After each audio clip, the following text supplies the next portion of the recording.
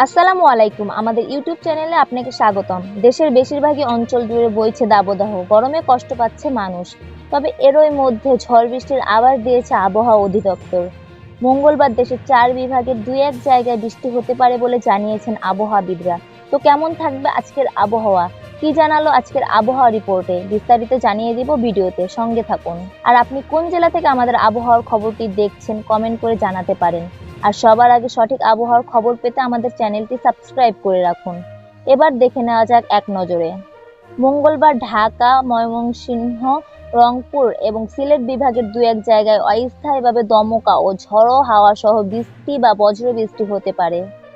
সেই সঙ্গে কোথাও কোথাও বিক্ষিপ্তভাবে শিলাবৃষ্টি হতে পারে।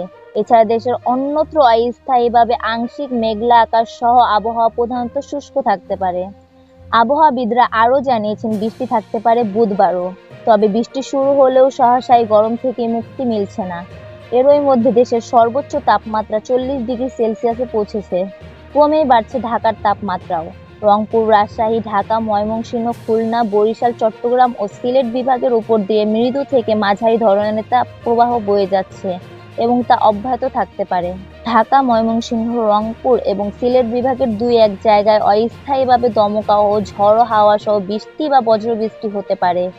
সেই সঙ্গে কোথাও কোথাও বিক্ষিপ্তভাবে শিলাবৃষ্টি হতে পারে।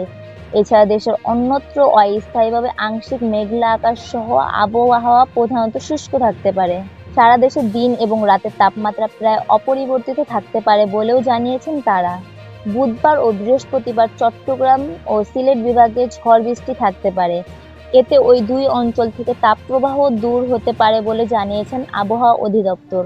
তো এই ছিল এখনকার মতন। এরকম খবর জানতে আপনারা আমাদের নিউজ বাংলার সাথেই থাকুন এবং নিয়মিত আবহাওয়ার আপডেট পেতে আমাদের চ্যানেলটি সাবস্ক্রাইব করে রাখুন। এতক্ষণ সঙ্গে থাকার জন্য ধন্যবাদ।